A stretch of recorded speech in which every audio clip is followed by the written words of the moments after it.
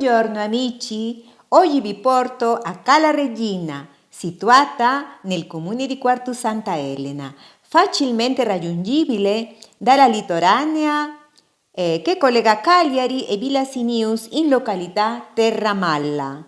Colpisce a prima vista il colore azzurro cangiante del suo mare ben visibile dalla strada che si percorre per raggiungerla.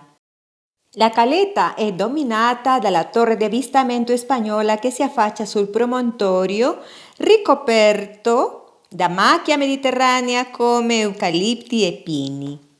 La spiaggia ha un fondo ciottoloso, ma all'interno del mare diventa subito sabbioso, dando un effetto piscina a tutta l'insenatura che racchiude questa splendida spiaggia. Grazie amici! Arrivederci!